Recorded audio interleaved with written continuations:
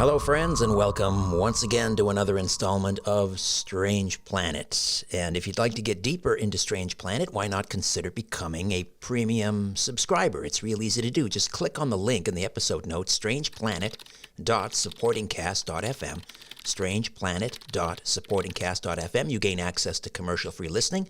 As much as I love our sponsors, sometimes it's just nice to listen uninterrupted. You also gain access to 2 special bonus episodes produced exclusively for premium subscribers every month, and you receive my monthly newsletter, Inner Sanctum. strangeplanet.supportingcast.fm.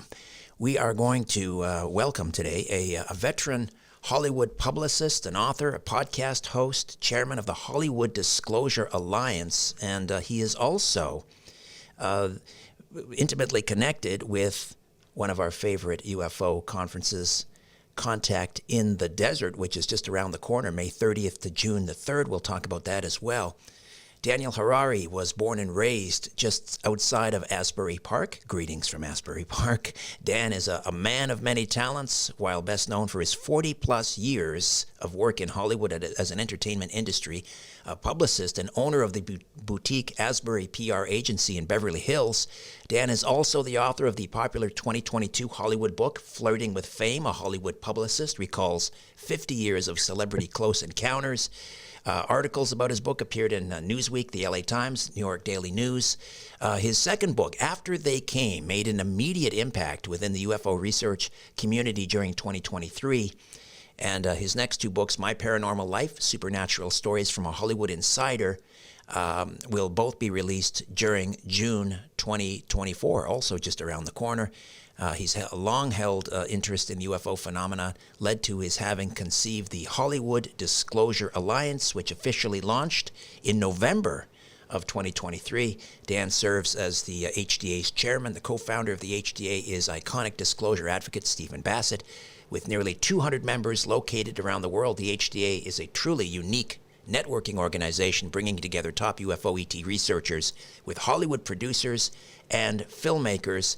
And of course, I mentioned Dan's work as a publicist with Contact in the Desert, and you want to find out more about that and sign up. The link is in the episode notes. Dan Harary, welcome to Strange Planet. How are you? Thank you. You know, sometimes when I hear my bio, I'm like, wow, when do I sleep? Exactly. Put your feet up, for crying out loud, and enjoy a cold and relax. All right. Exactly right. So let's begin at the beginning. Suburban New Jersey. Your father was an electrical engineer for was it the Monmouth Air Force Base? Fort Monmouth, New Jersey Army Base. He's an electronics engineer and a physicist for 45 years at Fort Monmouth Army Base. He was a civilian, but he was there from 1951 to 1996. Same fort. He was there the whole way through.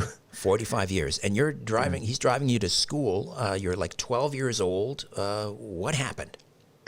Okay, so that's pretty much the story that's kind of put me on the map, Richard, and just in the past year, man. March 1970, I was almost 14. And my dad drove me home one day from school, and it was maybe 3 in the afternoon. It was daylight outside, and this is my suburban street near Asbury Park. I grew up in Ocean Township, New Jersey, which is a town away from Asbury Park. And we're driving in my dad's car, March 1970. And as we're driving, I looked up through the passenger seat, and I saw a huge silver V, like a letter V, like Victor, craft, hovering above my father's car, right? And it's just there. It was just there, appeared. And I go, Dad, there's a UFO. Stop the car, Dad. There's a UFO. I'm in the car. I'm not even 14. And I'm like this. So my father pulls off to the side of the road. My father and I get out of the car. We're standing in front of the car. We look straight up, and Richard, honestly, I'm like, Dad, look, isn't this cool? Now, if this was you and me, or me and any other person on the planet, the other person either would have been scared to death, or thrilled to death, or had some expression on his face. Any other person, right? My father looked at it, Richard, like, Yeah. Ho hum, another day at the office. Oh, another day. Now they're looking at his watch. He's looking at his shoes. There's a craft. Now, each wing of the V was like the size of 2 school buses. Wow. Shiny silver, maybe 300 feet above my father's car. Okay. Silent. No propellers, no smoke. Silent. And I'm like, Dad, isn't this cool? Isn't this cool? And he had no expression. So maybe a couple of minutes we looked at it. And then my father said, come on, kid, let's go home. Get in the car, go home. Now, remember, this is 1970, okay? I went home, and we had a rotary. If anyone remembers rotary phones, we had a rotary phone. Mm-hmm. And I called the Asbury Park Press, my hometown newspaper. Hi, my name is Danny. I was 13. I go, 13, 14. My dad and I just saw a UFO in the sky above my neighborhood. I want to report a UFO. And the lady said, Sonny, I'm getting hundreds of calls right now about this. I can't talk to you. We know all about it. I'm really sorry. And she hung up. And that's everything I'm telling you it really happened. And it gets more remarkable as we go. So she hung up. And then, Richard, I looked in the paper every day that week. And no article ran. Nothing ran. Now, when I'm 14, I'm a drummer. I have drums. I'm in rock bands. I'm starting to grow my hair long. I'm chasing after girls. My friends and I worked at the Sunshine Inn rock concert. My best friend and I worked at the Sunshine Inn rock concert hall, a block from Asbury Park boardwalk, a block from the boardwalk. Well, guess who started out there? Bruce Springsteen. Of course, Stone Pony. No, this is before the Stone Pony. Before the Stone Pony. Okay. It's called the Sunshine Inn. Mm-hmm. It got lost to history, okay? Everyone thinks Bruce the Stone Pony. Bruce did not start at the Stone Pony. Bruce started at the Sunshine Inn, which is actually on the opposite corner. And again, it only was there a few years, so it got lost to history. So my friends and I, we knew Bruce. I mean, Bruce was a local bar band guitarist. Mm-hmm. From the age of 15 to 18, I volunteered to work there after school. I would ride my bike after high school to the Sunshine Inn, and I was the stage manager and the head of lighting. My best friend and I both were the stage managers, and we never got paid, but we worked with Bruce Springsteen in 1973. It was the week that his first album came out, Richard. The same week. Wow. Clarence Clemens had joined the band the same week. Very cool. So we worked with Bruce. We worked with Kiss before they were famous. It was their first ever show that was not in New York City. We worked with Fleetwood Mac before Lindsey Buckingham and Stevie Nicks joined. I'm a drummer, and I'm way into rock. Okay, so Humble Pie, Jay Giles, Deep Purple, Edgar Winter, Mott the Hoople, Focus, Renaissance, Slade. My friend and I, we just missed, in fact, I'm trying to get him on my podcast. We just missed Alice Cooper. We just missed the Allman Brothers, and we just missed Yes by a couple of weeks. Wow. Because we started in Feb 72, and those three bands made, and all before they were famous, right? Yes, which I still love. Allman Brothers with Duane Allman and Alice Cooper, all before fame, were a few months before I started working there. I just missed those guys. So my high school years, Richard, were drums in my own rock bands. My friend Steve and I had our own light show. So we would have, if anyone who knows the 60s, if you saw old videos of Jefferson Airplane or Jimi Hendrix or The Who, there was a screen with like all these colors. We called it the blob. There's like all these liquid colors that are going on. You probably know what Looked I'm like a talking lava about. lamp. Yeah, we called it the blob. What that was it was an overhead projector. So here's a band, and then there's a huge white screen. My friend's father was a coat manufacturer. He created for us a huge white screen, and then behind the screen, our friends, and we never got paid, man. We lost money, but there was overhead projectors, and they had glass bowls, clear glass bowls This is how this was done. So in one glass bowl, you'd have yellow, and then another you'd have red, right? And then another you'd have blue, another you'd have purple. And then you squish the bowls on top of each other and spin them around. And you're getting all these blobs. A guy named Joshua White created that, the Joshua Light Show. He was the guy that did that at the Fillmore East in San Francisco. He created the blobs. So anyway, so my friends and I had rock bands, long hair, drums, light shows. After school, I'm working with Bruce Springsteen, Kiss, and Humble Pie. So that's my childhood. So UFOs was not forgotten. Other than UFOs was not the forte there. It was, I saw something with my dad, and then I forgot. And I literally forgot about that, Richard, for 47 years. And we can jump forward, but I forgot all about that completely for 47 years because I was so into the rock era. Sure. Know? And but you did ask your dad on a couple of other occasions, did you ever see, Dad, what do you make of UFOs and ETs, right? What did he say? That's true. And you're the only person that picked that up. Along the way here, now my dad and I never ever discussed that 1970 sighting ever, and I really wish he was alive now because God, I would love to talk to him. My dad had severe Alzheimer's the last 2 years of his life. He didn't know me, he didn't know my brothers, he didn't know his wife, he didn't know anything. There's no way I could have asked him at the end of his life. But when he was still my dad, I would say, Dad, what do you think of UFOs? And he would and walk away, okay? It wasn't a topic of conversation. Now, I'll tell you a couple things my father ever did say to me. And again, he was there for 45 years, top secret military clearance. The only things my father ever said to me was, I'd say, when I was a kid, Dad, what do you do for a living? I helped America win the Cold War, okay? That's what he said, okay. One time out of nowhere, I don't even know why, he said, Danny, I helped invent military drones. And I'm like, okay, Dad, can we go get ice cream? I'm 10, right? Okay, Dad, cool.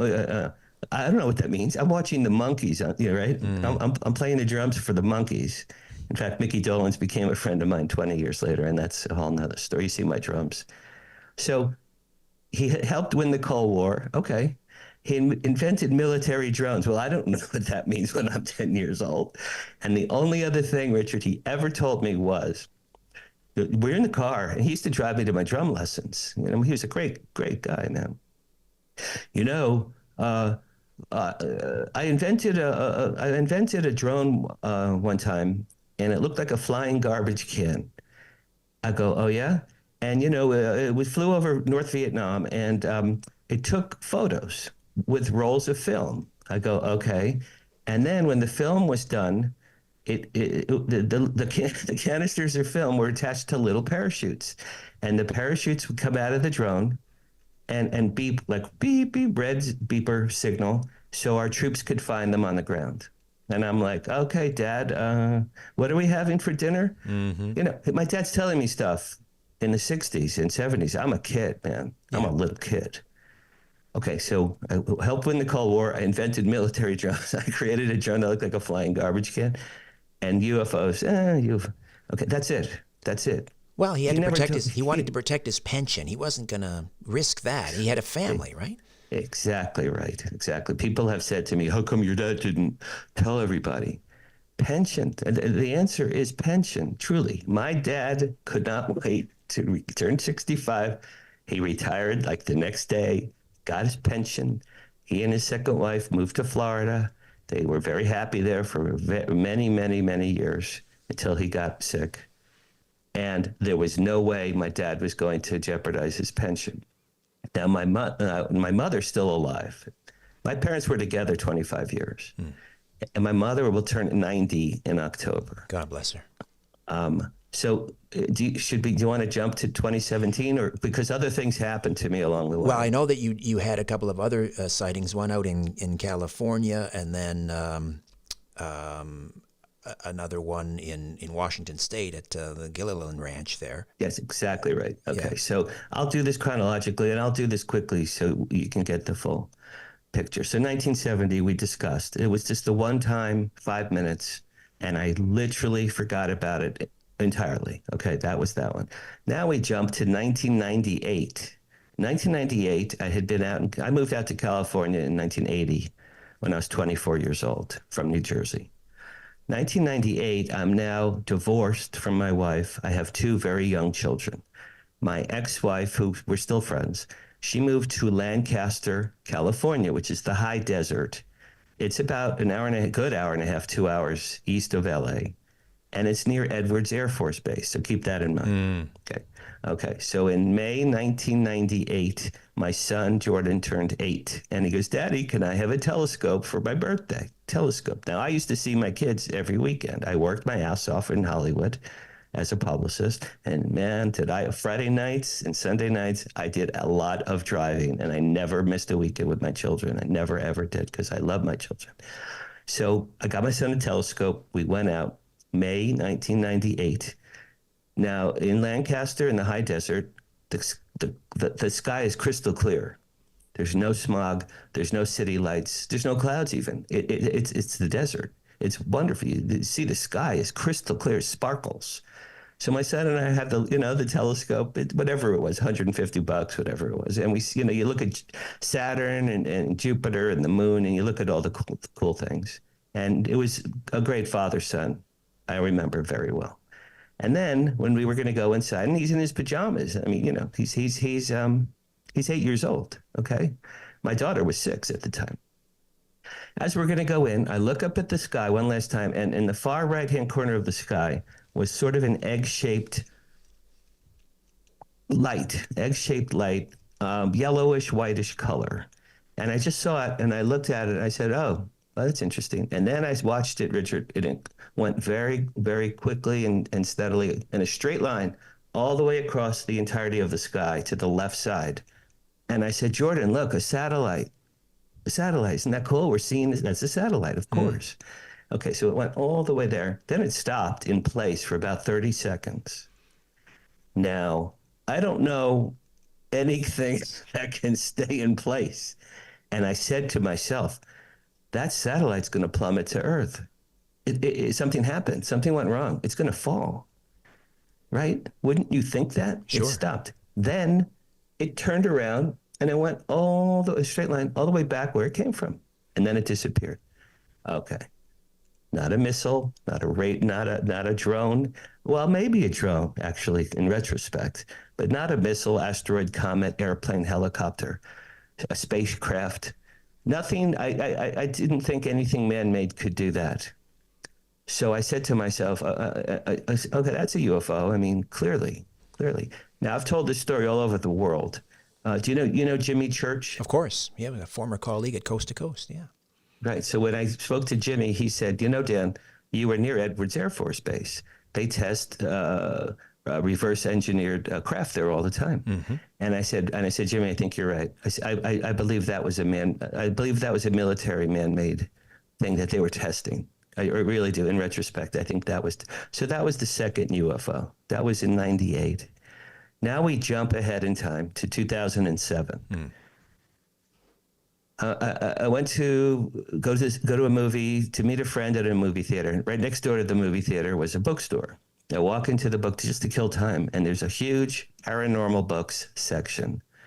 And in my life, Richard, I never, ever realized that was a thing. I didn't know that was a thing, believe it or not. And there's books, Eric Von Daniken and Zechariah Sitchin and Richard Dolan and Betty and Barney Hill's book by Kathleen Martin and Stan Friedman, and crop circles and Bigfoot and all the things that we all love. Okay. I'm like, wow, where has this information been hiding? I didn't know any of these things. I bought a dozen books, as many as I could carry that day. Mm. And I brought them home and I read all the books and I'm like, what's this MUFON? I keep reading the MUFON. I'm like, what is, so I looked that up. I'm like, well, I need to join that. And I'm telling you, in 2007, I didn't know what MUFON was.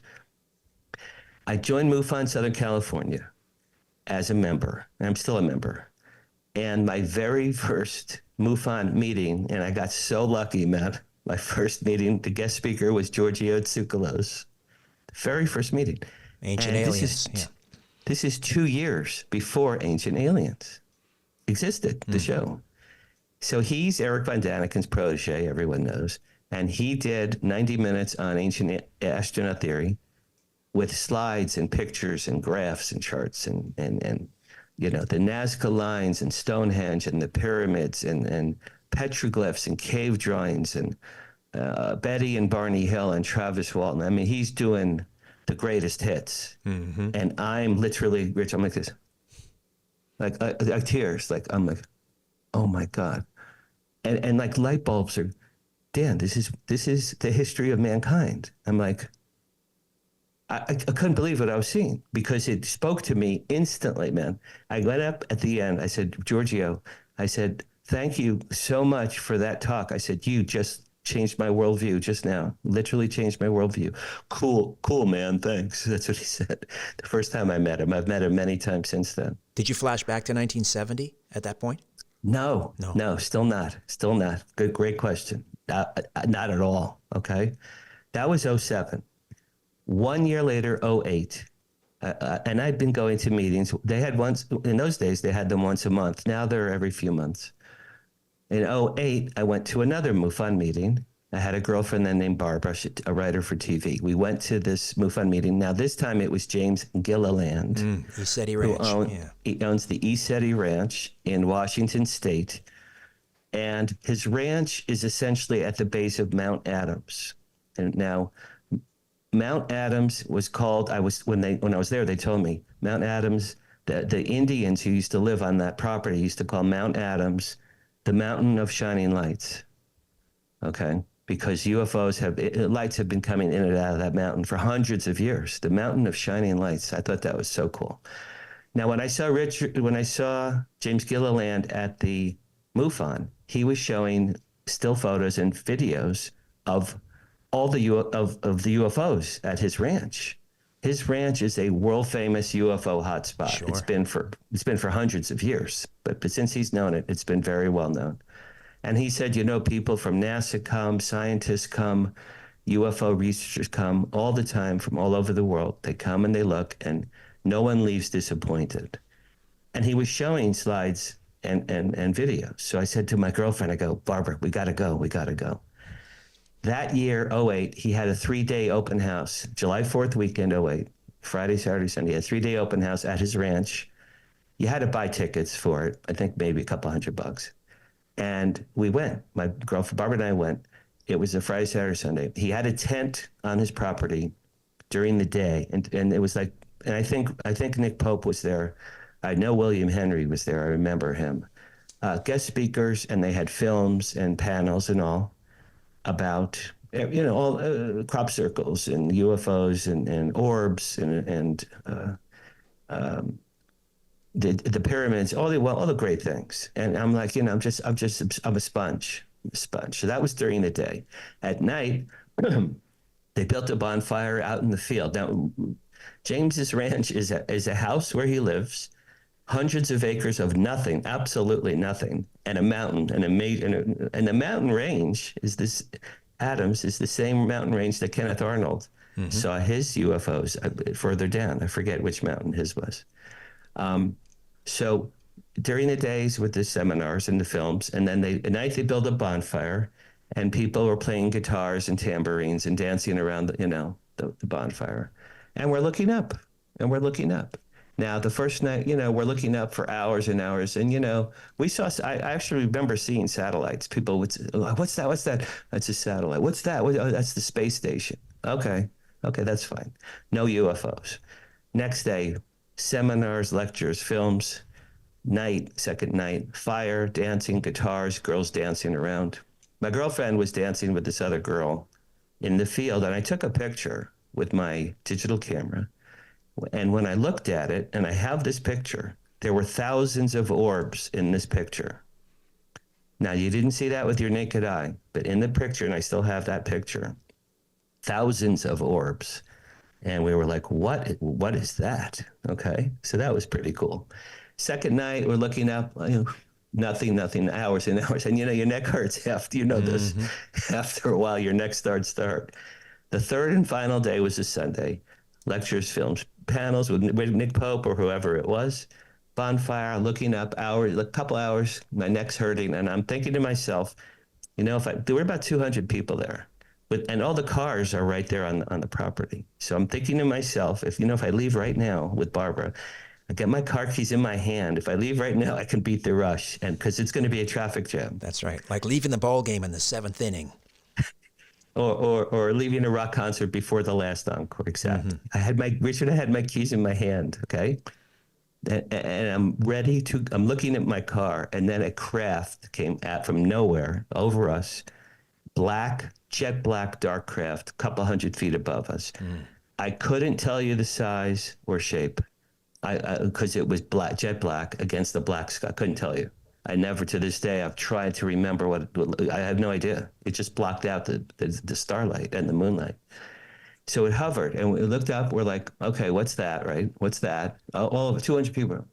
And then underneath it, it had like a clear glass crystal bulb underneath the center of this craft. And it lit up brilliant, dark emerald green, like the emerald green from the Wizard of Oz, that beautiful green.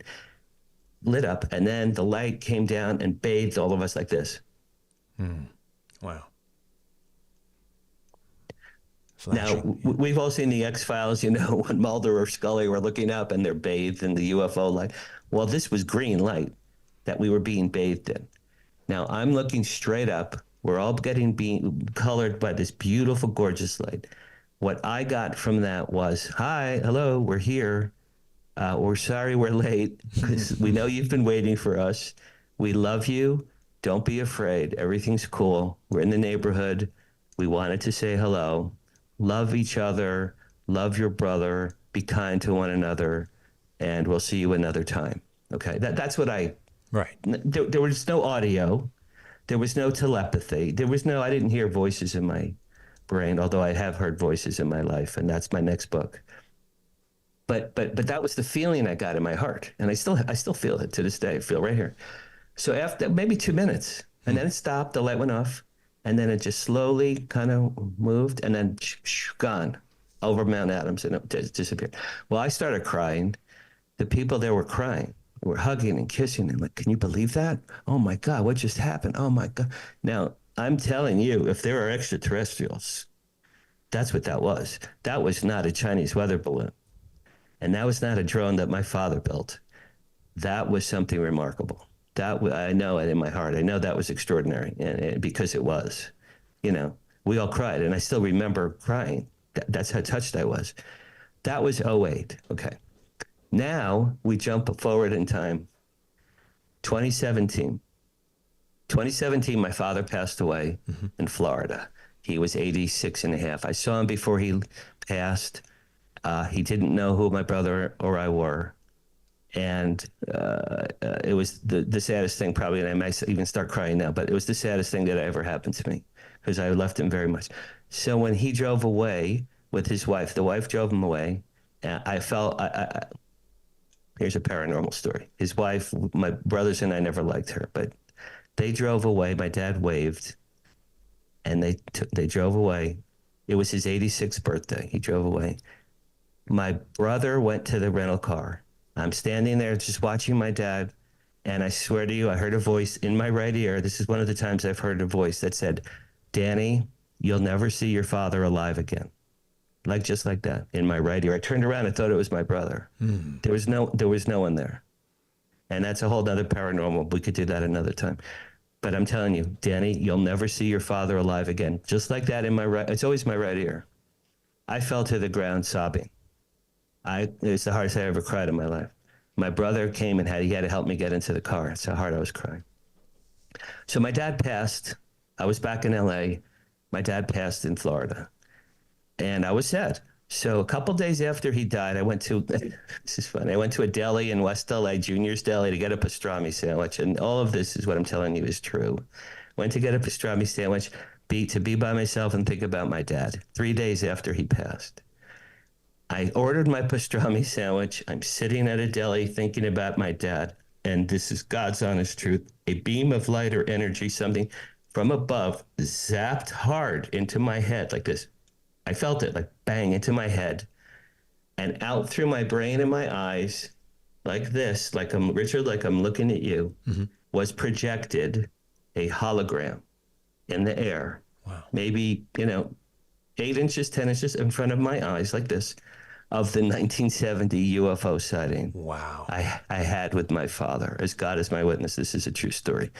I'm watching it. I'm like, oh, then this is 47 years later and 3 days after he passed. I'm watching me and my dad from 1970. I'm seeing me jump up and down. I'm seeing my dad look at this thing bored. I saw my dad's car. So the movie I saw was as if the cameraman, there was a cameraman, right? Because I didn't see it from my eyes, Rich. Right. I didn't see it, my point of view. I saw it as though it had been filmed as a home movie. Right. From 20 feet away with someone with a camera was recording. So I saw the whole thing. And at the end, this time at the end, when my dad said, "Come on, kid, let's go home," he winked at me. Ah. Okay, so then this hologram ended. Now I'm like this. I'm shaking. I'm like, what just happened? Right? Then I had an idea. I need a pen. So I asked my waiter, he gave me a pen. There was a paper placemat on the table. And again, this is true. I put the pen in my hand, and my hand wrote, I did not write this, my hand wrote, write a book about benevolent aliens. Lead character's father knew about UFOs. And then the last thing I wrote, capital A, capital T, capital C, and then my hand stopped moving. Well, I'm like, okay, well, I just did automatic writing, and I've never done it before or since. Okay, my hand wrote those things. So now I'm looking at this paper, ATC. What is that? What the hell is that? And then it came to me after they came. After they came, aliens come to Earth. Okay, write a book about benevolent aliens. Okay, benevolent aliens come to Earth. Lead character's father knew about UFOs. Well, that was my father. Right. That was my father. So this is my book right here. After they came. It was given to me. The book, I went home that day and started writing it and finished it 8 months later. This book was given to me as a gift. Did your dad at some point tell either your mom or his second wife about what he saw on the base? He didn't go into details, but... Yeah, great question. Okay, so at the deli, the idea for the book came. I went home, I started writing the book, and it took me 8 months to write the book and research the book. It's science fiction, but it's inspired by that day. Now, I called my mother after my dad died, and they had been divorced for a long time, but my mother's still very sharp. And I said, Mom, did Dad ever talk to you about aliens or UFOs in all the years you were together? She said, in the early 50s, this is such a great story. I'd never heard it before until after he died. In the early 50s, they took your father down deep into the vaults at Fort Monmouth. She kept saying, deep into the vaults, and they showed him something above top secret. And your father came home that day, and she said, I looked at him, he was shaking and pale and nervous and sweating. And my mother said, honey, what's wrong? And my father goes, I saw something today I could never tell you or anyone as long as I live. And she goes, Danny, your father was never the same after that day. Now, that's pretty intense. I never, ever heard that story before. So, also after my father died, I researched who he was. I didn't know because I didn't know. I knew it was my dad. I didn't know him, what he did for a living. Couple of things.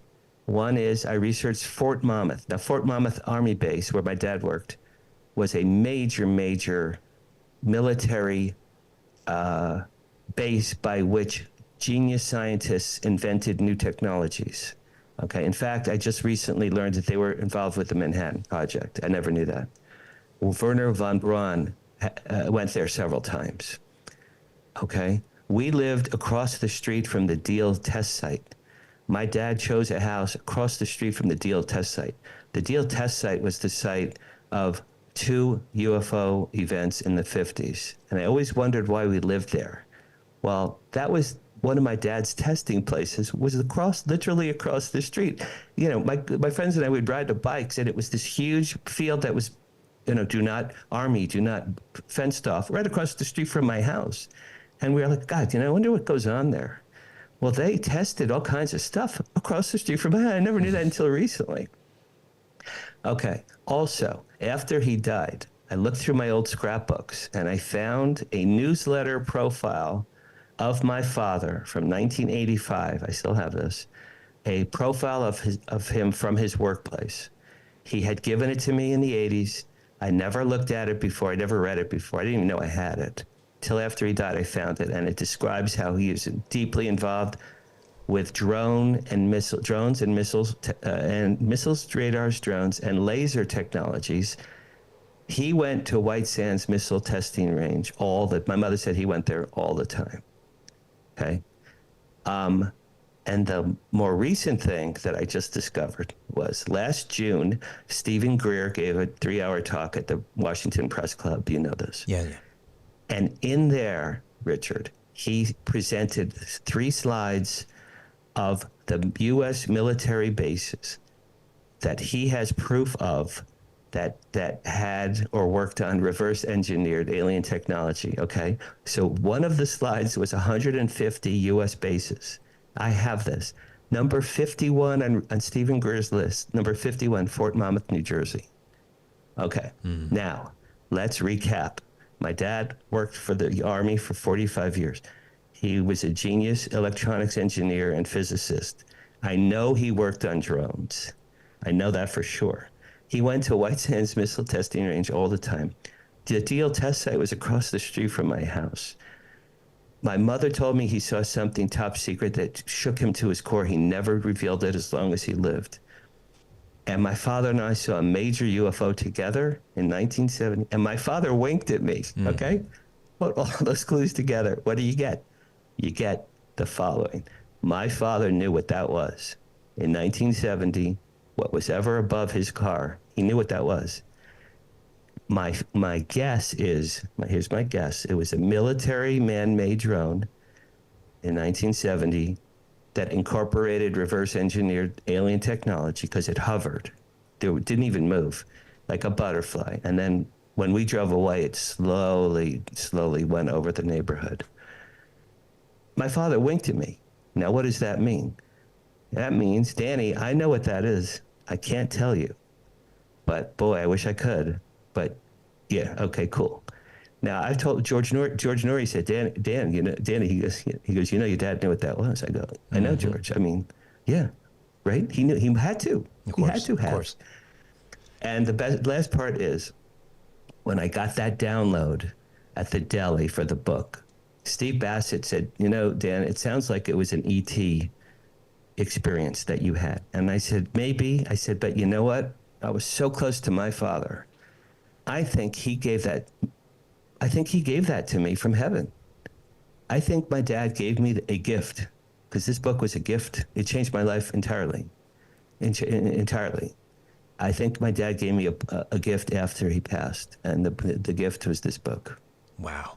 That's remarkable. And this led you ultimately to begin the Hollywood Disclosure Alliance. Just tell us a little bit about that, and I know that's going to be a featured panel at Contact in the Desert, but tell us about the HDA. Who's in it? Sure. What's it all about? Sure, of course. Okay, so my book, I wrote it in 2017, 2018. It took me several years to get a publishing deal, but I finally got a deal at the end of 2022. It came out March 1st, 2023. It's only 1 year ago, a year and a month. That's all it is. The first day it came out, actually the second day it came out, I was at Alien Con in Pasadena. I had a booth to promote the book. Well, I met Eric Von Daniken that weekend at Alien Con, and I gave him a copy of my book as a gift. And he goes, after they came, I haven't read this one yet. I go, Eric, it came out yesterday. That's why I signed it for him. I said, Eric, thank you for all you've done for us. And you know, I got the picture with him. I gave a copy to Giorgio. He remembered me. I've met Giorgio 5 or 6 times. He goes, after they came, how cool. I gave him a copy. I met Paul Hynek. I met George Knapp. I met Nick Pope. I met all kinds of people at AlienCon. 2 weeks later in San Francisco, I went to UFO Con, much, much, much smaller. I had a booth for my book to promote the book, and I met some very cool people there as well. That weekend, Stephen Bassett gave a talk about disclosure. My brother lives in Monterey, so my brother met me up there, and we hung out that weekend. And my brother and I saw Bassett together, and my brother goes, Dan, there's a lot of weird people here, but this guy seems pretty legit. You should meet him. Okay, so after he talked, we all went to dinner in the restaurant in the hotel. Stephen is there with his friends. I was there with my brother. And I said, I got to give this guy a copy of my book just as a gift. So I gave him, I said, Stephen, my name is Dan. I enjoyed your talk. I was not familiar with disclosure, really. And this is only a year ago. This is last March. I said, I wrote a book. I wanted to gift you a copy. It's a gift. And I said, if you're ever in LA, I'd love to hang with you and have lunch. He goes, what do you do? I said, well, I've been a Hollywood publicist for 40 years.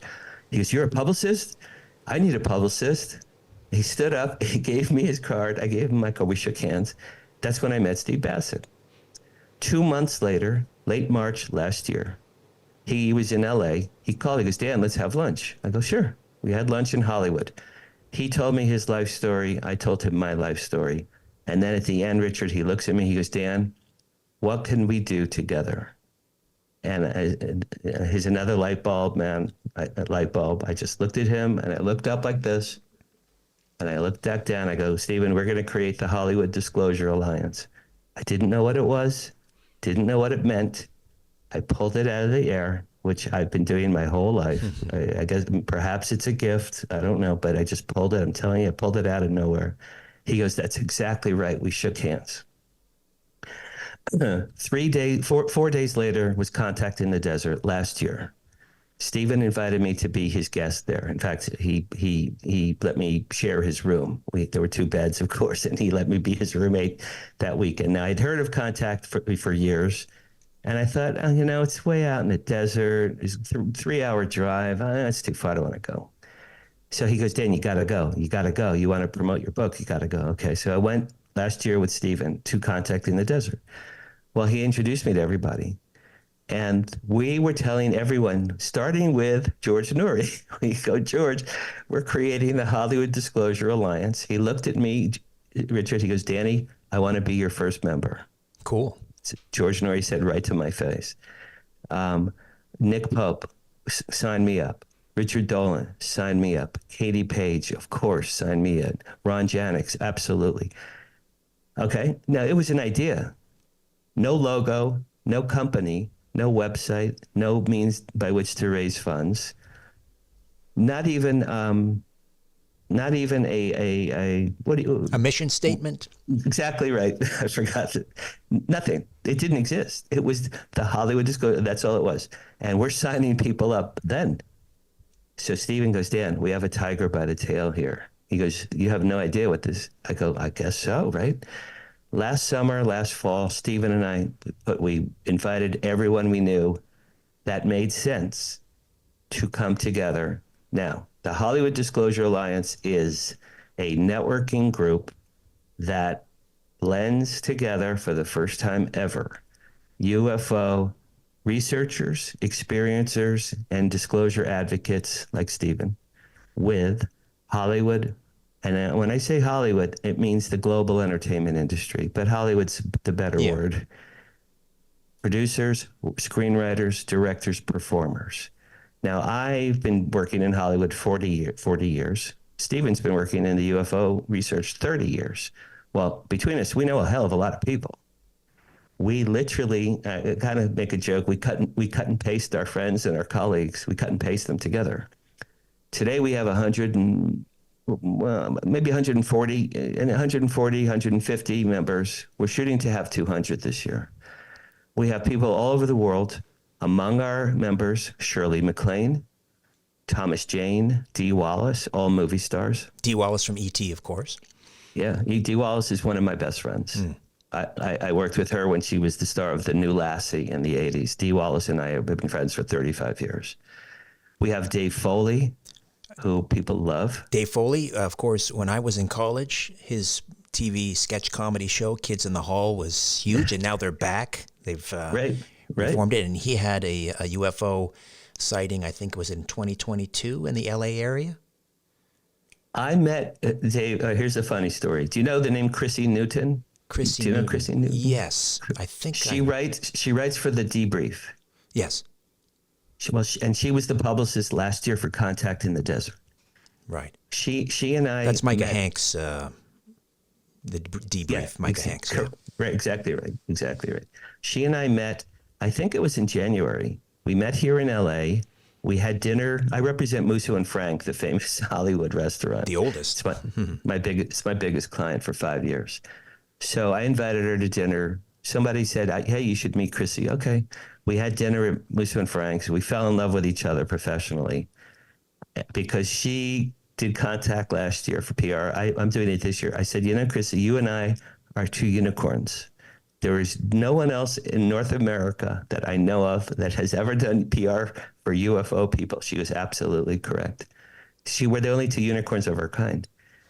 We became very good friends. A few weeks later was her 40th birthday dinner. She invited me, and I said, well, I'm flattered. And I come to her birthday in Beverly Hills at a Korean restaurant. I sit down. Well, Dave Foley sits across from me. Now, everyone has been telling me for a year, you got to get Dave Foley in the HDA. You got to get Dave Foley. He sits across from me, pure coincidence. Dave Foley? Yeah. I go, you have no idea how much I've been trying to reach you. And I told him, he goes, oh, yeah, absolutely. I want to be part of that. And we shook hands. So he joined right in front of me at dinner. So now that's on the Hollywood side. We have major writers, producers, directors. We have the creators of the Project Blue Book TV series. All of them, all of the creators, including Paul Hynek, J. Allen Hynek's son. Mm-hmm. On the UFO research side, we have the greatest hits. We have Richard Dolan. We have Steve Bassett. We have Nick Pope. We have Earl Grey Anderson, the head of MUFON, Southern California.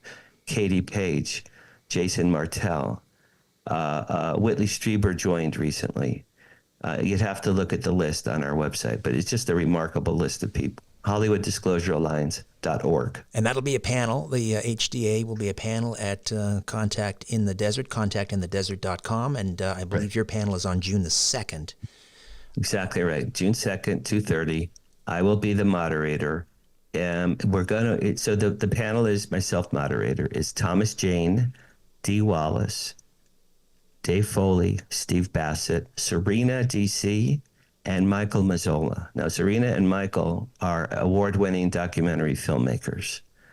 If you Google them, you've probably seen their films. Michael made films with Stephen Greer, and Serena was Emmy nominated for a doc called My Transparent Life. She didn't win the Emmy, but she was up for it just this past few months ago. All of these people are members of HDA. I'm the moderator. I have to sit down, Richard, pretty soon and come up with my questions because I'm going to introduce each person. They'll come out, clap, clap, clap, and then I'm going to, because Thomas Jane, he's a movie star. Mm-hmm. He's writing a book. He's writing a book right now called A Human's Guide to Visiting Aliens. I'm helping him find a publisher, actually. So he's very, very much into this topic. Dee Wallace, my friend, in addition to being a movie star, has 7 books about how to achieve higher consciousness. Her book, she has a book called Born, B-O-R-N. Bless you. Thank you. And her book, Born, is about how to elevate your consciousness. And she's new, believe it or not, even though she's E.T.'s mother. I'm getting her into the alien E.T. world at Contact. She'd never been. She goes, Dan, this is great because higher consciousness is the means by which people can communicate with them. And I've been looking into this just recently. So I'm delivering Dee Wallace to this universe. It's going to be a lot of fun. June 2nd at contactinthedesert.com. Tickets available now. And also we'll have an HDA booth at Contact. And at the HDA booth, many of the most famous people that will be at the show will be signing autographs, including Nick Pope, George Norrie, Dee Wallace, Thomas Jane, Dave Foley, Steve Bassett, myself. Fantastic. So it'd be a very cool show. And in the meantime, we look forward to My Paranormal Life, Supernatural Stories from a Hollywood Insider, coming out just in a couple of months. And, June. Yeah. of course, After They Came and Flirting with Fame, available to book buyers. Daniel, great to meet you finally. It's a real pleasure. Thank you. Thank you very much. I really appreciate this. I know you're going to be talking to a bunch of my friends and colleagues in the coming days. We appreciate your help with Contact. Will you be coming to Contact? One of these days, hopefully. I'm churning out, chained to my desk here, 3 podcasts a week plus filling in on Coast, and I have a daily show. So one of these days, though, I'm gonna clear the schedule and get out there. Yes, that's cool. Well, let me know. Let me know if you need anything in that I'm able to. I mean, if you'd like to join the HDA, anything like that. Also, I do have another book in June coming out called 5. I have 2 books coming out June 10th. 5 is a dark fiction book about a serial killer who gets reincarnated through time. Wow. That's all I'll say. And it's also my 5th book. That's why I called it 5. Fantastic. So, that sounds like a real winner. Thank you so much, Dan. Thanks, brother. Thanks a lot. Bye-bye. Hi there. If you want to watch the rest of these episodes, please head over to my Rumble channel, Richard Syrett's Strange Planet. You can watch complete episodes there. New, complete, unedited episodes drop every Monday, Wednesday, and Friday. Again, the Rumble channel is Richard Syrett's Strange Planet. In the meantime, I want to thank you for supporting this YouTube channel all of these years. However, the problem is I never know when I'm going to run afoul of the censors at YouTube. I never know when I'm going to end up in YouTube jail. There doesn't seem to be any rhyme or reason. And in fact, 2 more strikes and this YouTube channel will be taken down altogether. So help me fight big tech censorship, enjoy the complete unedited episodes, and join the rest of the Strange Planet community over on Rumble. Again, Richard Syrett's Strange Planet on rumble.com. See you over there.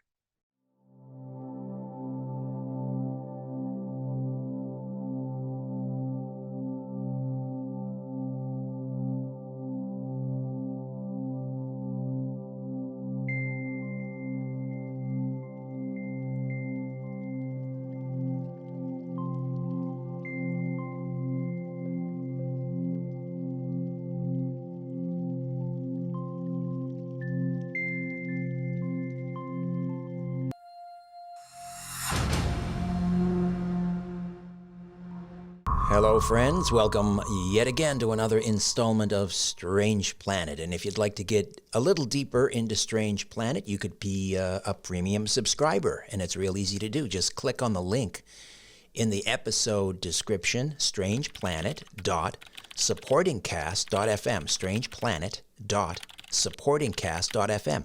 You gain access to commercial-free listening, special bonus episodes produced exclusively for premium subscribers, and you receive my monthly newsletter, Inner Sanctum, strangeplanet.supportingcast.fm. On this episode, the Mayan calendar and what were the Maya charting in the heavenly skies. We're going to get into that right now with Dr. Carl Johan Kaliman, who was born in Stockholm, Sweden, where he earned a PhD in physical biology. He continued his work in chemistry and cancer research as a senior researcher at the University of Washington in Seattle. And then in 1993, he left that career and devoted himself to elucidating the meaning of the Mayan calendar. And he's worked in that field ever since, including writing 8 books, translated to 13 languages, which have sold more than 100,000 copies. And he's also collaborated with the Mayan elders and helped them reach out with their own message. Dr. Kaliman, welcome to Strange Planet once again. How are you? Oh, thank you. Thank you so much. I'm great. Thanks, Richard. Before we get started, let's let my listeners know about this online course. You're going to be helping people understand what the Maya were charting, and it's beginning very soon, April the 13th. It's a 6-week course, 6 Saturdays. Tell us about it. Well, it's the Mayan calendar is it's a little bit complex. And it's usually not at all what people think it is. So it does require a sequence of different lectures in order to convey its meaning.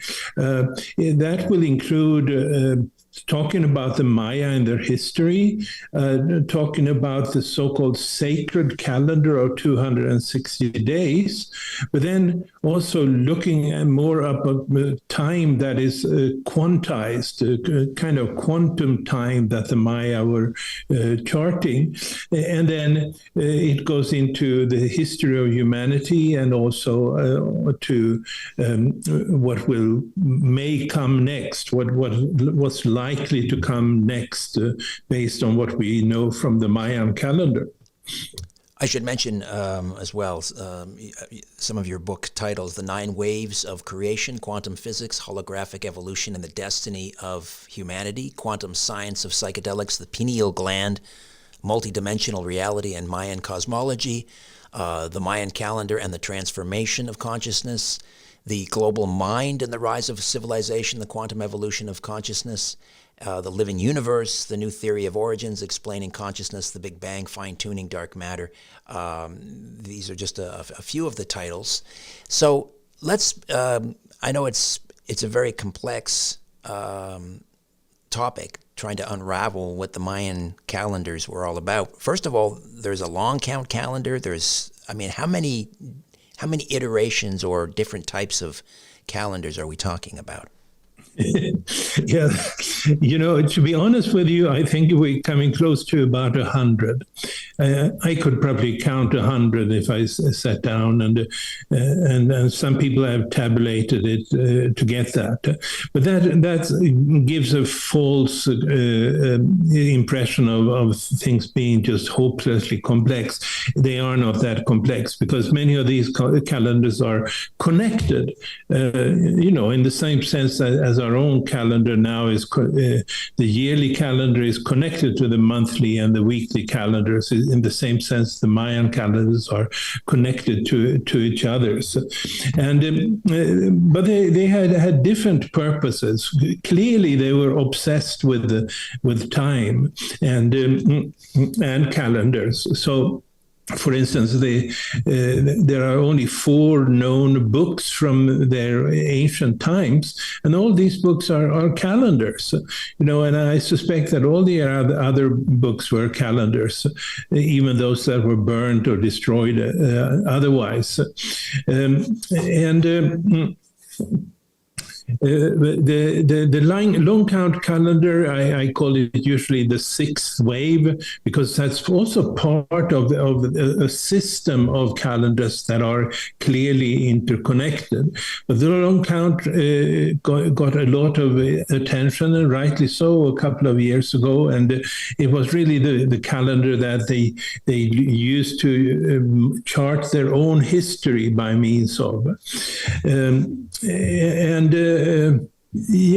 So there is also a number of these calendars that does not, to me, seem to be relevant from a prophetic point of view, from the point of view of understanding what's been going on and what will continue to go on in the world. A few of them are, and those are the ones that I have focused on. Right, and you mentioned the long count calendar, which was certainly in the news. This was on the winter solstice of 2012 when supposedly the Mayan calendar sort of ended, but it didn't really, did it? It didn't end in the winter solstice 2012, or did it? No, it didn't. I think there was a lot of confusion. Some people would even say that the world would come to an end on that particular date. And I think I can take the opportunity here to say that that was just a made-up idea. There's nothing from the Maya that says that the world will come to an end at any particular time.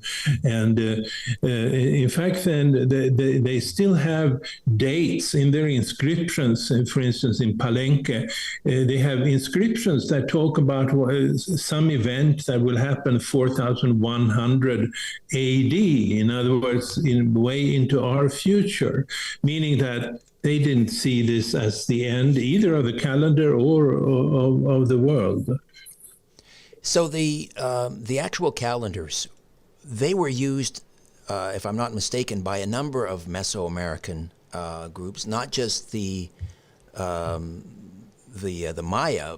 Were they also used by the Olmecs and the Aztecs, or is that wrong? No, that's right. So, but there's a difference here. Let's first start with that, with the so-called sacred 260-day calendar. It's called the sacred calendar because it's sort of the hub of all the calendars. It is what's most important in a certain sense in keeping the system together. Now, that is not really a Mayan invention. It's probably their predecessors among the Olmecs that first developed that calendar. And then it was taken over by several other peoples like the Zapotecs, who live in present-day Oaxaca, or the Maya, or the Aztecs, and even the Cherokee people that at the time would live in Georgia in present-day United States. They would also follow a variety of this sacred calendar of 260 days. But then, so that was sort of a common knowledge, a common unifying way of perceiving time that was shared by this whole region that was called Mesoamerica. But then, when it comes to the bigger picture, the whole system, then I would say that the Maya were way more sophisticated because they developed the consequences. They developed the big picture, the long-term calendars that maybe the other peoples did not have. But it was common knowledge, including of the Aztecs and the Toltecs that were more recent peoples in Mesoamerica. So the 260-day calendar, the sacred calendar, how do they arrive at 260 days? Yeah, so that's really an interesting thing that makes the Mayan calendar system stand out compared to other calendars. And really, I would say what makes it interesting, at least in my view, because that is not based on any astronomical cycle. Pretty much all other calendars on our planet are based on astronomical cycles. And which sort of implies, if you're using it to understand the human life, it sort of implies that material reality, in other words, the planets and so forth, would be primary to what happens in the human mind and those kind of things. In the Mayan view, and actually I would say in the whole Mesoamerican view in ancient times, it was the reverse. In other words, these energies that the 260-day calendar describe are not based on the material reality. They are sort of the original creative chart generated by the cosmic source, the divine, or whatever you want to call it. And based on that, then people would follow a reality or adhere to a reality that wasn't really materialistic. It was one where the primary source was these shifting energies of time every day in the 260-day calendar. And that's, it's been a dilemma for many people because, all the other calendars are based on astronomy. So why is not the 260-day calendar based on astronomy? And it's not. So how do they mark a day then? What does a Maya day mean? Well, it's pretty much a day is from one sunrise to another sunrise. I would say it's still that. It's you can say yes. In that sense, there is an astronomical basis in that very simple, basic definition of a day. Yes. So the significance then of the 260. Your is that their year? 260 days is equal to a Mayan year. So if you say, my child is a year old, it would be 260. If they're 2, they're 520 days. No, it would not be the correspondent to a year. They also did have a physical astronomical calendar of the year of 365 days called the Hab, and that's the calendar that they were using for when to plant seeds and harvest and so forth. In other words, that they in addition to the prophetic calendars, they also had calendars similar to other people's that were used to monitor or follow the material reality, like how to grow crops and harvest them, etc., etc. And that would be the common year of 365 days. It wasn't exact at that point, but they made correction to show that they knew that it wasn't exactly 365 days. So when we talk about when we're asking what the Maya were charting, are we talking about the sacred calendar? Yes and no. The sacred calendar is still in use, especially in Guatemala, where it's been kept by the so-called day keepers, which are shamans, but they're not shamans in the same sense as all the other people, shamans. In other words, they were healers, and they had these particular tasks of healing diseases and so forth, and they are.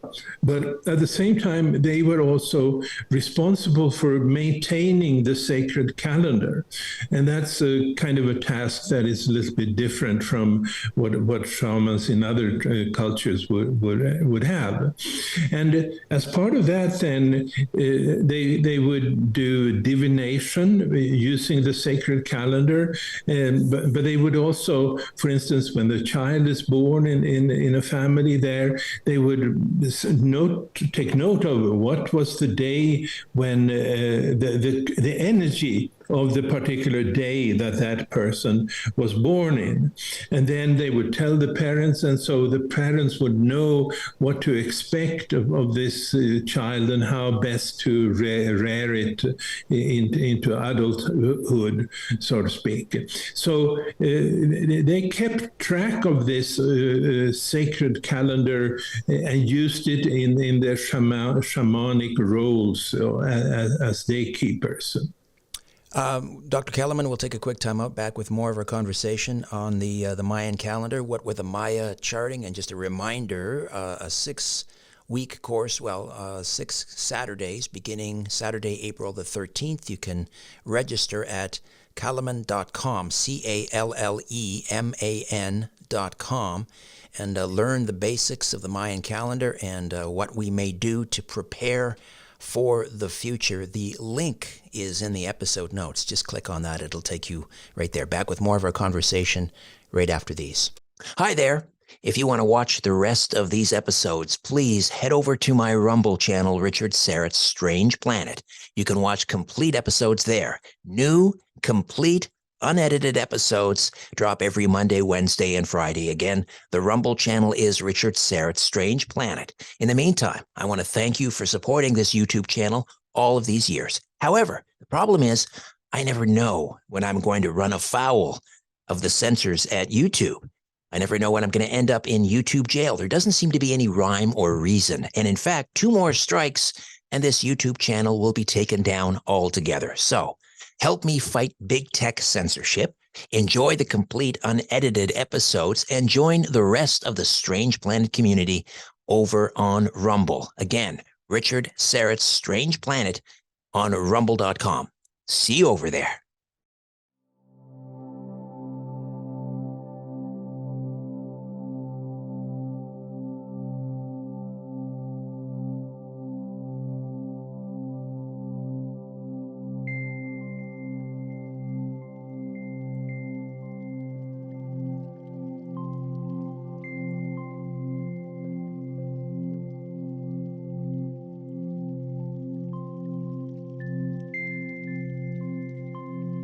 And we are back with Dr. Carl Johan Kalleman, Calleman, Kalleman.com, to sign up for the 6-week course, Understanding the Mayan Calendar. And that starts Saturday, April the 13th, and then for 5 consecutive Saturdays after that. When we say that the Mayan calendar is quantized, what does that mean? Well, it means that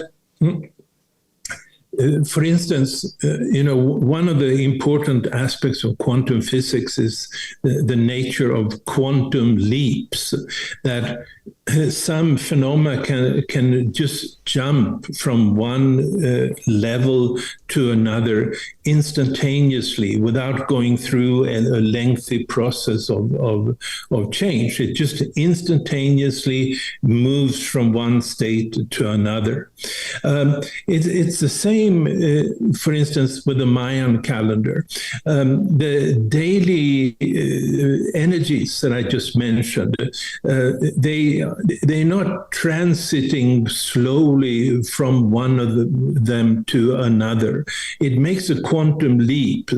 So it goes immediately from, say, one eagle to two owl, and then it goes immediately to all the other different day signs, and that's a little bit different. This kind of shift is like one energy and then a shift to another energy, and in the larger perspective, when you're looking at the 9 waves of creation in particular, then you move between different levels. So, for instance, the pyramids built down in present-day Mexico and Guatemala and Belize, they're built like terraces. And each of those terraces, you can say, corresponds to a certain state of consciousness. And when you go from one to the other, it's not a slow transition, sort of changing gradually. No, it's a quantum leap between the different levels, the different states. And that means that at that point, when we look back at our history, we can see that shifts have taken place at certain points in time. Those points in time is maybe especially then that the Maya charted and that they described as the beginning of a new era that will come. So that's the meaning of that it's quantized, but it's much more to that I don't think this is the right place to go into. But that should give an idea of why it's different. Are you able to decipher the sacred calendar? Have you, and have you incorporated it into your life? Yes. Decipher would be a big word to say. I don't claim to have deciphered it because it's not really anything to decipher. It's just a matter of knowing the different day signs and the different numbers that these day signs are associated with. And then you look at that, and then you can make like a daily horoscope, which is also something that I will teach in this particular course, so that you can see what day sign you were born in. That's no mystery, so to speak. That's quite clear if you just ask what the calendars in ancient times were followed, and that the day keepers have continued to follow. And then you know something about yourself, I would say. And that's the purpose of that. I'm not going to put you on the spot and ask you to do a horoscope here, but can you give me an example? So, for example, with horoscopes that we're used to, based on the Babylonian zodiac and the planets and so forth, since this isn't an astrological-based calendar, just kind of give us a sense of how it would work. Well, I could say myself, my day sign is 5 Jaguar, and that has a lot to do with the fact that I've devoted myself to the Mayan calendar and understanding that jaguars are night animals, and then they're supposed to be able to see something in the dark. And certainly in this particular case, when it comes to the Mayan calendar, I think I have seen something in the dark. Then there's a number of other things associated with being, for instance, a jaguar. Is one of 20 possible day signs that people may be born into.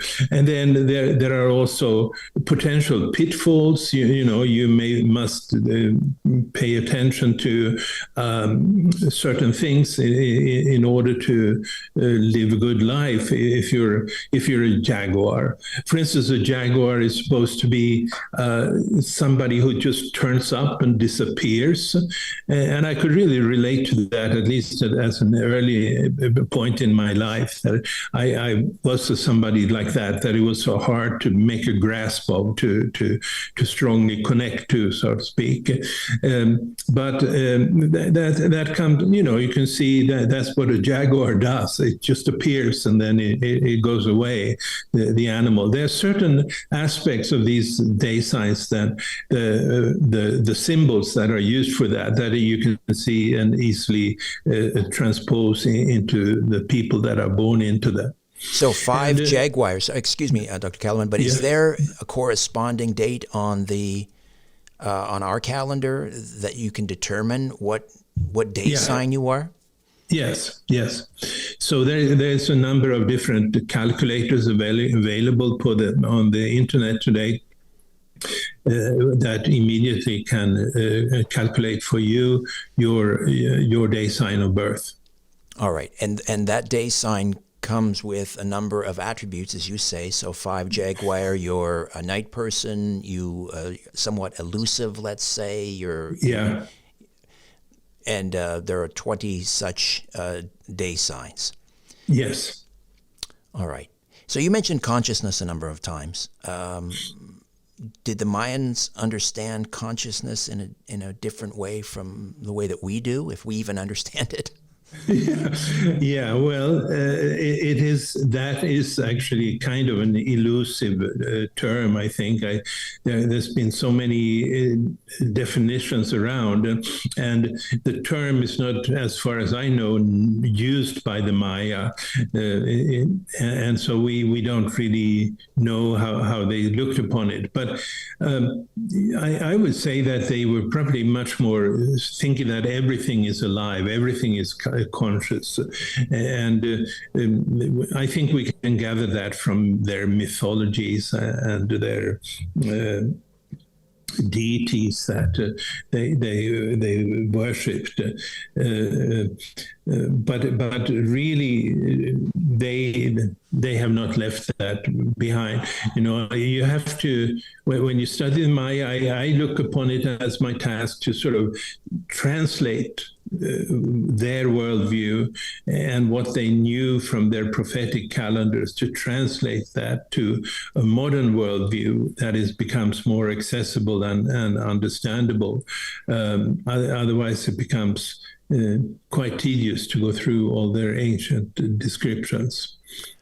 Are there unlucky days in the Maya calendar? Are there yes, lucky days and unlucky days? Okay. Well, they certainly said so themselves.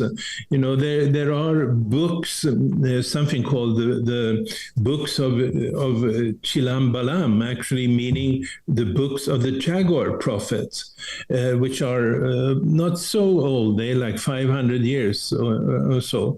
And there, they have a chart of the 260-day calendar, and then they would make crosses. You can make crosses where it says lucky day, unlucky day. And I don't believe in that, but that's what they thought. I don't really think. I think everything that happens to us is part of our own process, our own evolution, and then we may like it or not like it, but it's still all part of the same process. But they certainly did think that there were lucky days and unlucky days. Yes. So you have these 20-day signs, and because you can find your horoscope within the sacred calendar, it's very personal. But also, does it expand out into society as a whole or civilizations as a whole? For example, are there lessons in the sacred calendar over the next 260 days for all of us collectively? I would say that no. I would, when it comes to the big collective processes, I would not follow the sacred calendar anymore. They are too personal, so to speak, for that. For the bigger picture, for the collective consciousness of humanity, then I follow the 9 ways of creation. And one thing we should know about that is that they devoted their main pyramids, huge pyramids, to these 9 levels. The most important of the Mayan pyramids are built in 9 levels. So that includes the Temple of the Inscriptions in Palenque, the Temple of the Great Jaguar in Tikal, and the Temple or the Pyramid of the Plumed Serpent in Chichen Itza. They're all built in 9 levels. And those levels, I think, describe the entire evolution of the universe, starting a little bit before the Big Bang and then leading up to our own time and then onwards. The sacred calendar, I wouldn't. It doesn't give that much information about what is happening in terms of a collective shifts of consciousness.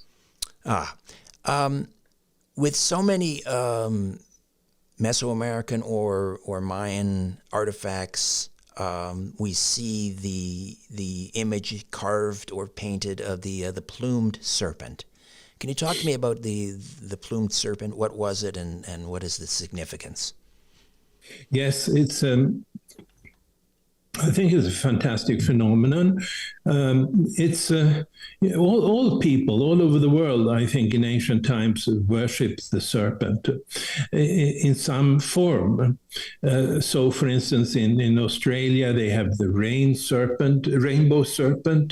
The oldest piece of art that is known is actually a serpent they found in a cave in Botswana in southern Africa, which is about 70,000 years old, they estimate. And then, of course, we've heard about the biblical serpent that is being supposedly cursed by God. But then in the Americas, it often took the form of the plumed serpent. And it wasn't just the whole Mesoamerican region that worshipped the plumed serpent, but that was also expanded to where I happen to live right now. In other words, the American Southwest, where people, the Hopi, the Sunni, the Pueblo Indians, they all had their own rites of worship of the plumed serpent.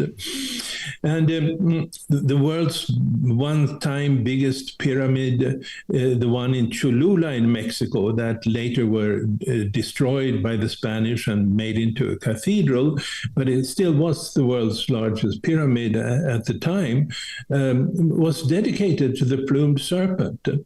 And so this is, I remember when I was first time visiting Chichen Itza in Yucatan, and that's in 1979, and I realized that, they had devoted their main pyramid to the plumed serpent.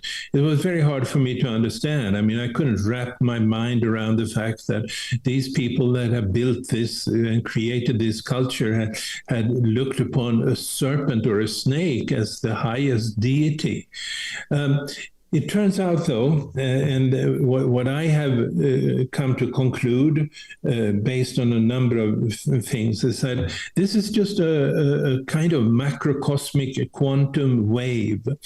In other words, if you are somebody who does not have access to computers or advanced libraries and so forth, if you want to if you want to symbolize a sine wave, the ups and downs in a smooth fashion, then pretty much the only thing that you have in nature is the serpent, the snake, which moves in that kind of a sine wave fashion. And so that's the reason I think that they came to worship the plumed serpent. And but in reality, what it was one of these creative waves that emanates from the cosmic center, from what the Maya would call the tree of life, the place of creation. From there emanated these waves, and as these waves reach our planet and ourselves, then we will have some changes in our mind. There will be a shift in consciousness, you might say, and based on that, we will also start to create a different kind of reality. And that's what I think has happened. And most people's worshipped like this plumed serpent, but it goes up and down. And so, the biblical tradition curses the serpent. And maybe it's just because it went down. It sometimes went down. That's the nature of a sine wave, so to speak. And each of the time periods that were defined by this, you can think of a peak coming from the sine wave, and then a valley, so to speak. And each of those would last for a certain time period. That's what's defined by the 9 waves of creation. They had different lengths of the time periods. And then in ancient times, they would define it as some deity would rule either the peak or the valleys. They could be the peaks would be periods of light and creativity. The valleys would be typically periods of destruction, or at least of rest. No, not very forward movement in human society, but things just sort of stopping up and not going on. But I think it's an explanation to why many cultures and civilizations have simply disappeared over time, but not always. And it's also an explanation to why new civilizations have appeared in the history of mankind. And that's what charting the Mayan calendar is partly giving that kind of information, I would say. Dr. Kellerman, another time out, back with more of our conversation right after these. Hi there. If you want to watch the rest of these episodes, please head over to my Rumble channel, Richard Syrett's Strange Planet. You can watch complete episodes there. New, complete, unedited episodes drop every Monday, Wednesday, and Friday. Again, the Rumble channel is Richard Syrett's Strange Planet. In the meantime, I want to thank you for supporting this YouTube channel all of these years. However, the problem is I never know when I'm going to run afoul of the censors at YouTube. I never know when I'm going to end up in YouTube jail. There doesn't seem to be any rhyme or reason. And in fact, 2 more strikes and this YouTube channel will be taken down altogether. So help me fight big tech censorship, enjoy the complete unedited episodes, and join the rest of the Strange Planet community over on Rumble. Again, Richard Syrett's Strange Planet on rumble.com. See you over there.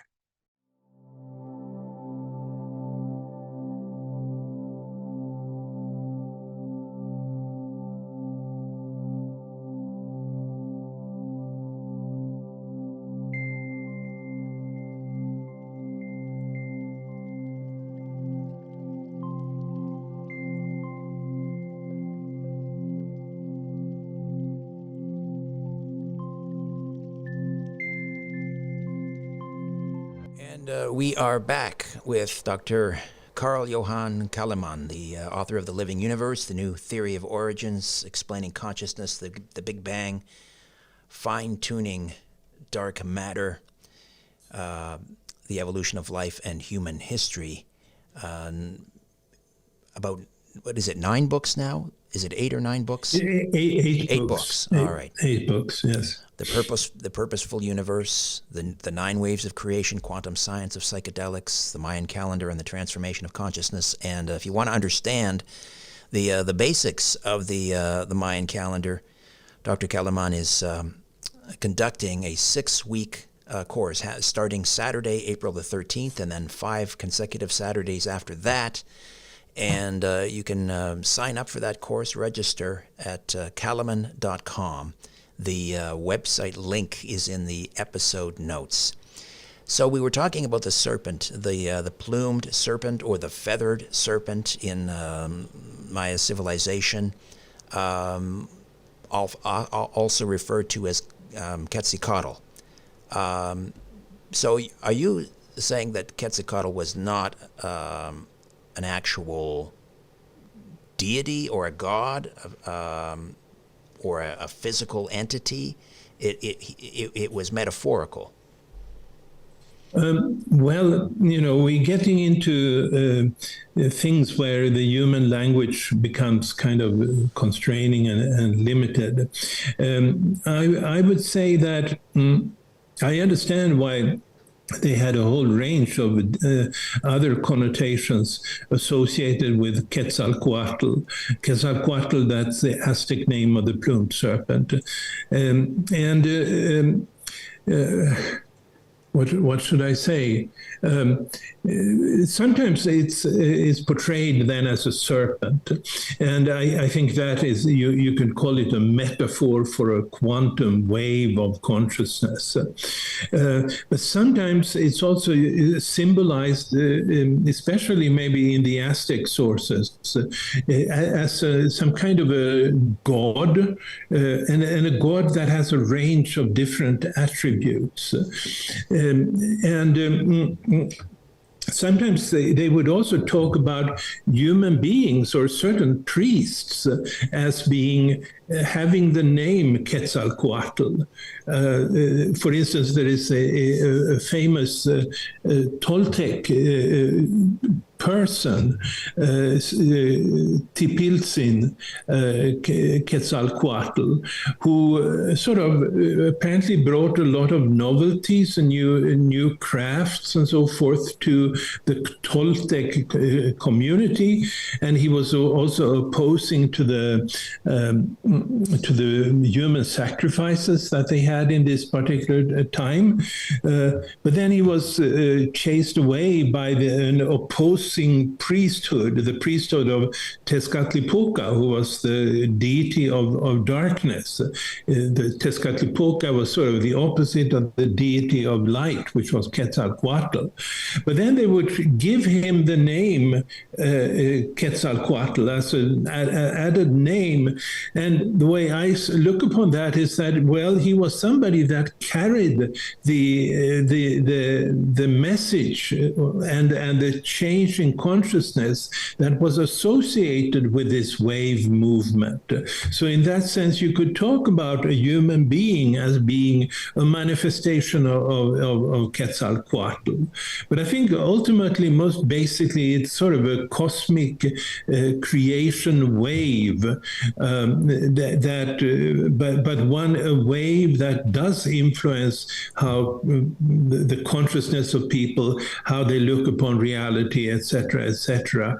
And so you can say that somebody is really a manifestation of Quetzalcoatl. And that was kind of an honorific title that some people would be given.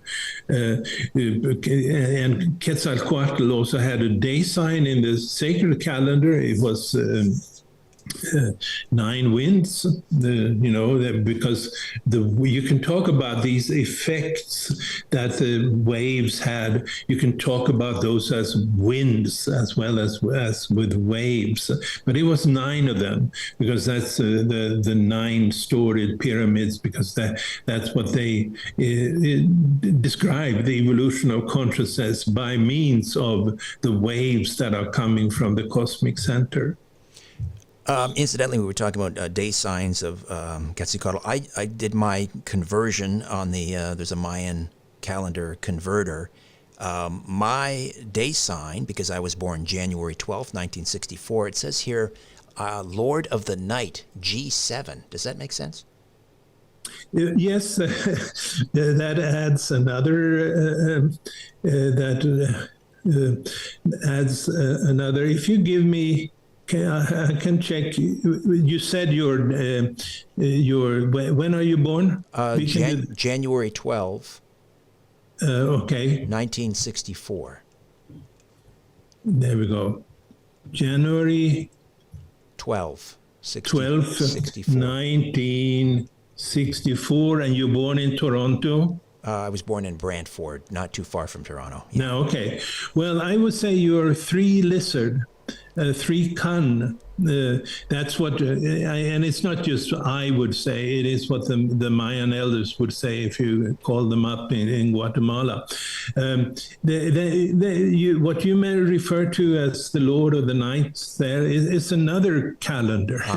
Okay. And so it's easy to get lost, and maybe for those that have developed knowledge about this thing, it could be a meaningful thing. Kan or lizard, as you call it, is it's I would say it's a kind of a happy day sign. It's a southern day sign, and so usually they sort of give the metaphor of the lizard that is sort of sitting on the external wall of a house, just enjoying the sun, sort of leaping in the sun. That's me. Okay, good. Okay, good. And of course, there's a lot of stories around this. That's what you are. Wonderful. We were talking about the waves of creation. 9 waves of creation. Is that cyclical? And what wave are we in? Well, we're all in all of them, and so. When people were creating this kind of a hype around the Mayan calendar 2012, there is something to it, because what did happen in the year 2011 is that for the first time in the history of this universe, all the 9 waves are activated. They're all running, so to speak, in parallel. And each one of them, we have downloaded aspects of each one of them, but they build up on each other.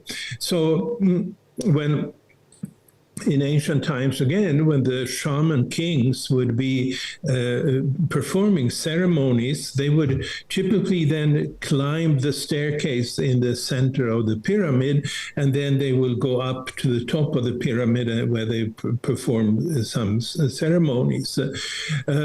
But what they actually enacted by climbing through these 9 levels was the evolution of the whole cosmos. How these 9 levels contribute. Each one provides a basis for the next level, which provides the basis for the next level. And so not only humans, but all of life, in a sense, have gone through a sort of a climb leading up to the level that we're currently in. But it continues, so to speak, and yes, I forgot what your question was. Well, just what well, I think you answered it. I was asking, about the 9 waves of creation and where we are now. Yeah. So yes, it's not as simple as say that we are now, but if that's why I teach about these things in a more lengthy fashion through books or courses and so forth, because we are at a particular time now, and one of these waves may be in a peak, and another may be in a valley, and then another one would be a different thing. And so every moment is unique and provides a unique template for human consciousness at each particular time. Seems like we're in a valley right now. Dr. Kahneman. I would say so. The long count definitely has gone into a valley. And,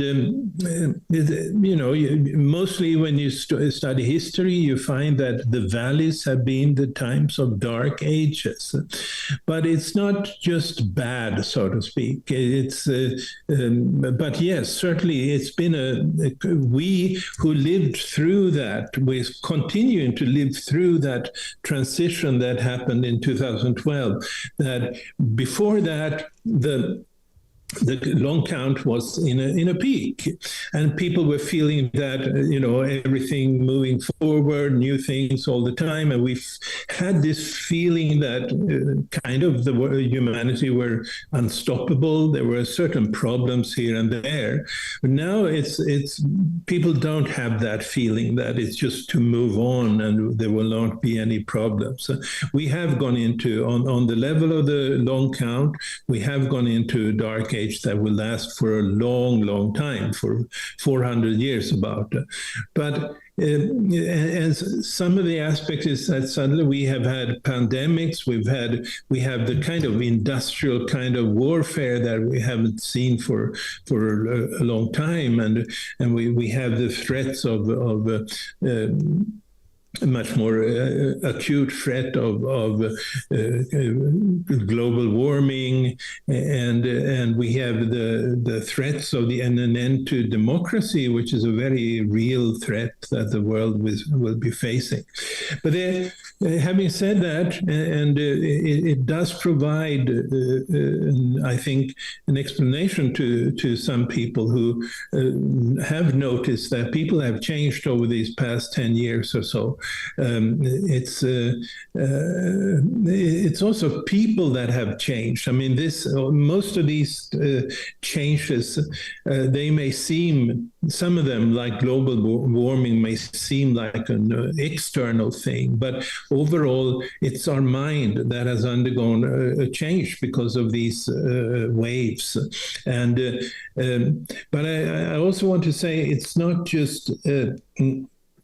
It's just not negative. It's not only negative. It's a matter of learning to navigate it in the right way. But I think we've all have had to learn, especially during the pandemic, that it's not just go on like always, like people we've been doing in our entire lifetimes prior to this, basically. All right. So a new course happening Saturday, April the 13th, and then for 5 consecutive Saturdays, so a total of 6 Saturdays calleman.com, Calleman, calleman.com, and you'll learn about the Plumed Serpent and the Native Americans in the U.S. Southwest, as well as the basically how to navigate the Mayan calendars. Dr. Calleman, thank you so much for this. Oh, thank you. Thank you. I enjoyed it very much. Hi there. If you want to watch the rest of these episodes, please head over to my Rumble channel, Richard Syrett's Strange Planet. You can watch complete episodes there. New, complete, unedited episodes drop every Monday, Wednesday, and Friday. Again, the Rumble channel is Richard Syrett's Strange Planet. In the meantime, I want to thank you for supporting this YouTube channel all of these years. However, the problem is I never know when I'm going to run afoul of the censors at YouTube. I never know when I'm going to end up in YouTube jail. There doesn't seem to be any rhyme or reason. And in fact, 2 more strikes and this YouTube channel will be taken down altogether. So help me fight big tech censorship, enjoy the complete unedited episodes, and join the rest of the Strange Planet community over on Rumble. Again, Richard Syrett's Strange Planet on rumble.com. See you over there.